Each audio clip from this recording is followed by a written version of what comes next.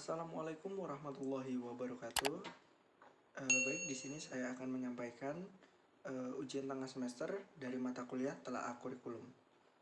Sebelumnya, perkenalkan, nama saya Yugal Faridzi, NIM 2020340020 dari kelas PBSI semester 3 kelas A.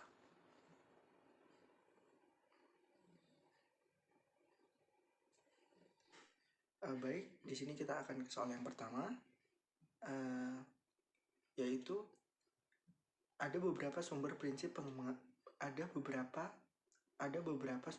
pengembangan kurikulum.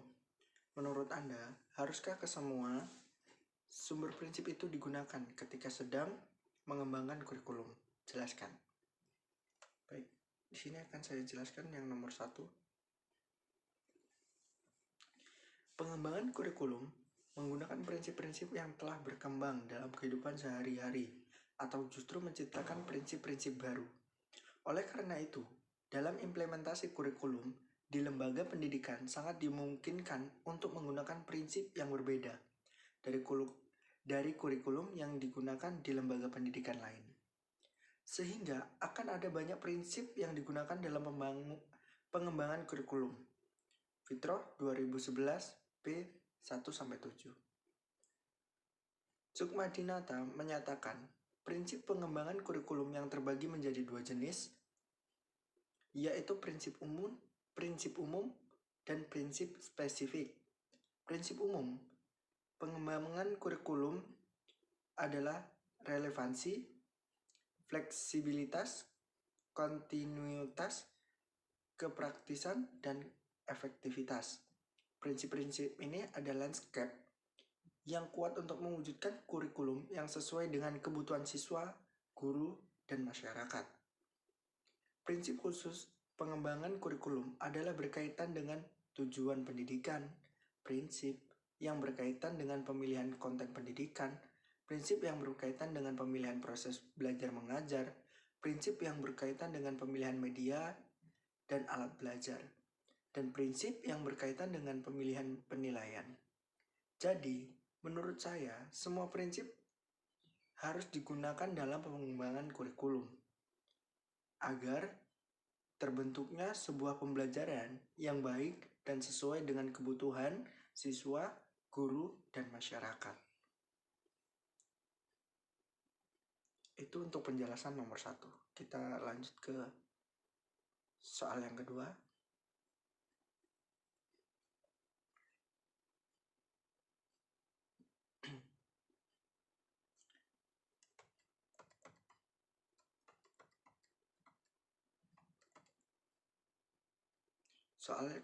Soal yang kedua yaitu Roy Killen 1998 mencatat ada 2 pendekatan dalam pembelajaran, yaitu pendekatan yang bersifat pada dosen atau teacher-centered approaches dan pendekatan berpusat pada mahasiswa atau student-centered approaches.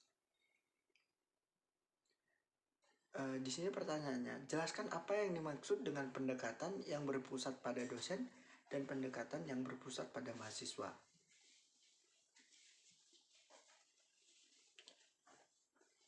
Baik, di sini akan saya jelaskan.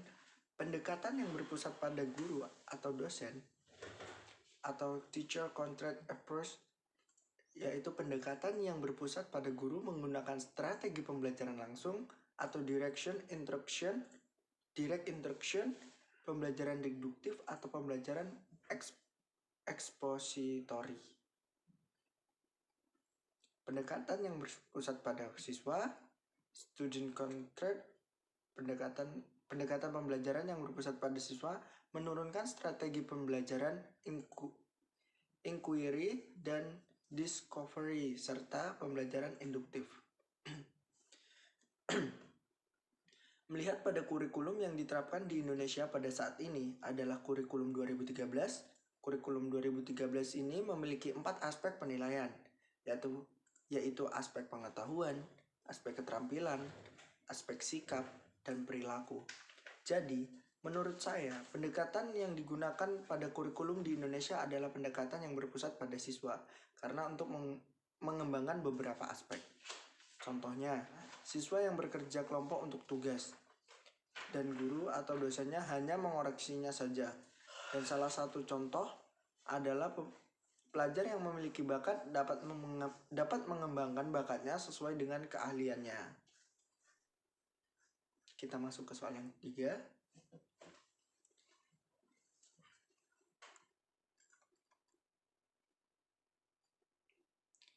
Di sini isi materi kurikulum pada hakikatnya adalah semua kegiatan pengalaman yang dikembangkan dan disusun dalam rangka mencapai tujuan pendidikan. Secara umum, isi kurikulum itu dapat dikelompokkan menjadi 3 bagian, yaitu diantaranya A. Logika, yaitu pengetahuan tentang benar salah berdasarkan prosedur keilmuan. Yang B. Etika, yaitu pengetahuan tentang baik buruknya nilai dan moral. Yang C. Estetika, yaitu pengetahuan tentang indah dan jelek yang ada nilai seni. Pertanyaannya, jelaskan mata pelajaran apa saja yang termasuk ke dalam bagian logika, etika, dan estetika. Baik, logika. Menurut saya,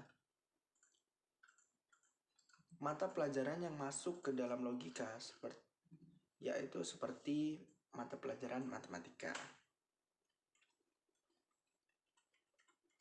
Dan yang B, etika, menurut saya mata pelajaran yang masuk ke dalam etika yaitu pendidikan agama Islam dan pendidikan kewarganegaraan. Karena dari mata pelajaran pendidikan agama kita itu diajarkan hidup beretika, sopan santun, dan sebagainya. Yang C, estetika. Menurut saya mata pelajaran yang masuk ke dalam estetika yaitu bahasa Indonesia dan seni budaya, karena terdapat nilai-nilai seni dan estetika. Baik, kita ke soal yang nomor 4.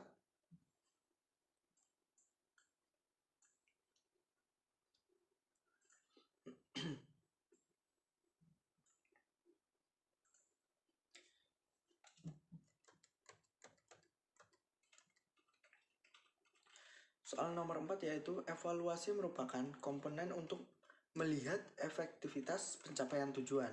Dalam konteks kurikulum, evaluasi dapat berfungsi untuk mengetahui apakah tujuan yang ditetapkan telah tercapai atau belum. Atau evaluasi digunakan sebagai umpan balik dalam perbaikan strategi yang ditetapkan. Kedua fungsi tersebut menurut Scriven 1967 adalah evaluasi sebagai fungsi sumatif dan evaluasi sebagai fungsi formatif. Pertanyaannya, jelaskan apa yang dimaksud dengan fungsi sumatif dan formatif. Dan berikan contohnya. Baik, di sini saya akan menjelaskan tes sumatif.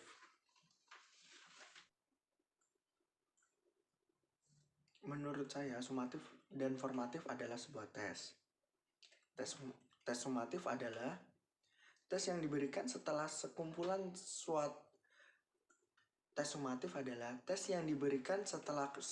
satuan program pembelajaran sesuai diberikan untuk mengetahui keberhasilan belajar murid setelah mengikuti program pembelajaran tertentu yang pelaksanaannya itu dilakukan pada akhir tahun atau akhir semester.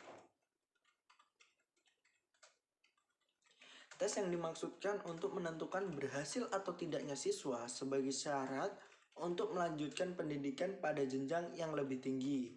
Tes sumatif yang dikenal dengan istilah summative test adalah tes hasil belajar yang dilaksanakan setelah sekumpulan materi pembelajaran atau satuan program pengajaran selesai diberikan. Tes sumatif berisi tentang tugas-tugas yang harus dikerjakan siswa setelah program pembelajaran selesai dikerjakan. Pada umumnya, tes sumatif dilaksanakan pada akhir semester.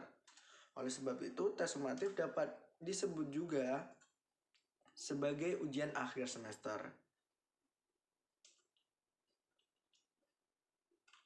Sebagai contoh, ujian akhir semester dan tes sumatif dapat diisi dengan tugas-tugas.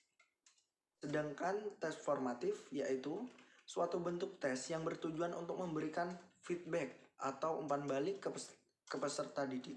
Tes ini dilakukan pada saat sedang berlangsungnya kegiatan belajar mengajar. Lebih tepatnya, tes formatif dilakukan setiap hari. Lebih tepatnya, tes formatif dilakukan setiap akhir suatu topik atau pokok bahasa. Tes ini juga dimaksudkan untuk memantau sampai sejauh mana peserta didik mencapai kemajuan selama proses belajar mengajar. Selain itu juga, tes ini berfungsi untuk mengetahui kelemahan yang terjadi selama proses belajar mengajar berlangsung, sehingga dapat melakukan perbaikan agar proses pembelajaran yang dilakukan guru dan hasil belajar peserta didik dapat lebih baik lagi. Fungsi tes formatif ini sebenarnya yaitu untuk mengetahui suatu tingkat keberhasilan dan kegagalan dalam kegiatan belajar mengajar. Tak hanya itu saja, tes ini juga berfungsi untuk mengetahui masalah-masalah dan hambatan-hambatan apa saja yang dialami saat proses belajar mengajar. Contohnya, setiap selesai satu bab materi, siswa mengerjakan tugas yang diberikan oleh guru atau dosen, karena di sini dapat melihat bahwa siswa menguasai materi yang diberikan atau tidak.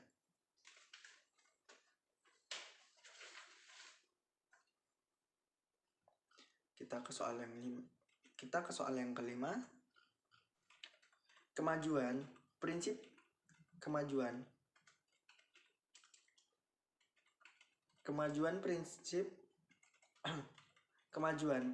pengembangan kurikulum.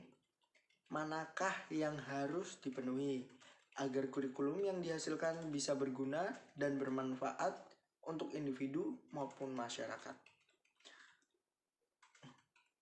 Jelaskan alasan beserta contoh penerapannya dalam pengembangan kurikulum ke-13. Baik.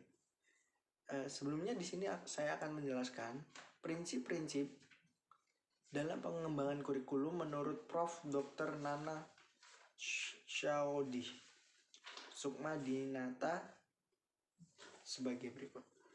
Yang pertama itu ada relevansi. Dalam hal ini dapat dibedakan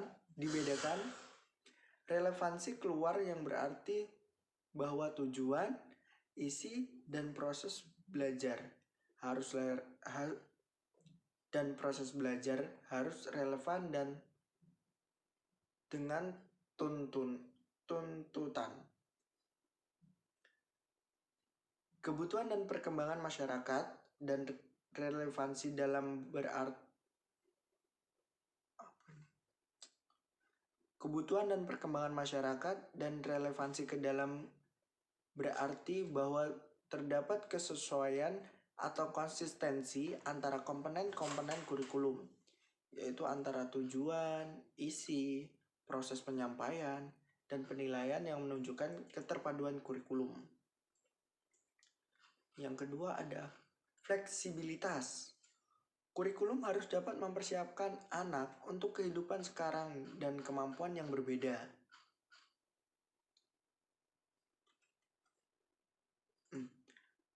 Yang kedua, fleksibilitas.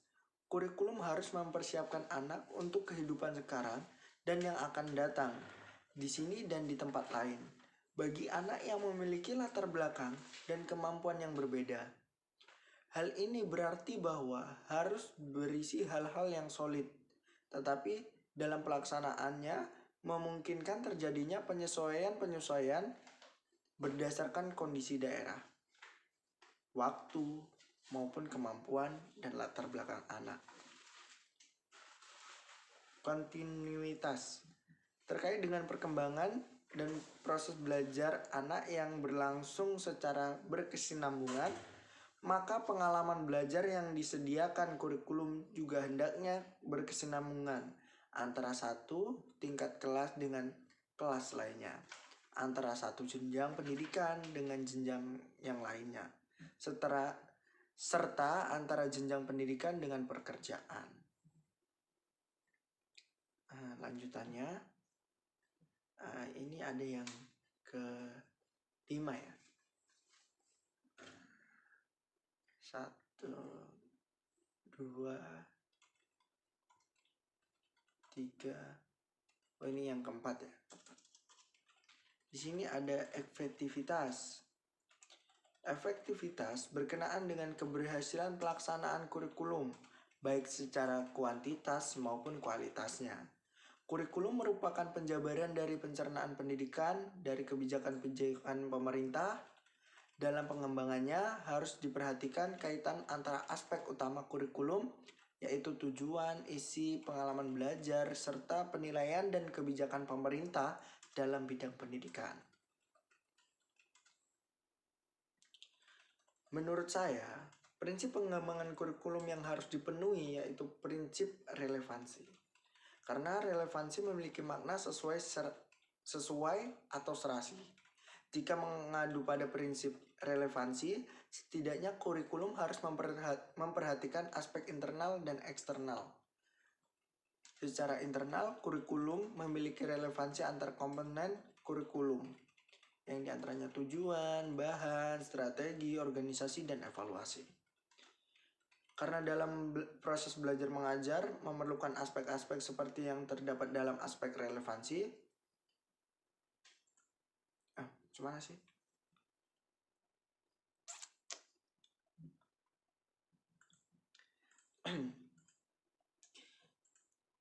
Menurut saya, prinsip pengembangan kurikulum yang harus dipenuhi yaitu prinsip relevansi. Karena relevansi memiliki makna sesuai atau serasi. Jika mengacu pada prinsip relevansi, setidaknya kurikulum harus memperhatikan aspek internal dan eksternal. Secara internal, kurikulum relevansi memiliki komponen-komponen kurikulum. Di antaranya tujuan, bahan, strategi, organisasi, dan evaluasi. Karena dalam proses belajar mengajar memerlukan aspek-aspek seperti itu yang terdapat dalam aspek relevansi. Contohnya, untuk kehidupan yang akan datang, penggunaan komputer dan internet akan menjadi salah satu kebutuhan. Maka dengan demikian, bagaimana cara memanfaatkan komputer dan bagaimana cara mendapatkan informasi dari internet sudah harus diperkenalkan kepada siswa. Terima kasih. Mungkin itu saja yang dapat saya jelaskan dari UTS kali ini. UTS mata kuliah telaah kurikulum. Lebih dan kurang saya mohon maaf. Saya sudahi. Assalamualaikum warahmatullahi wabarakatuh.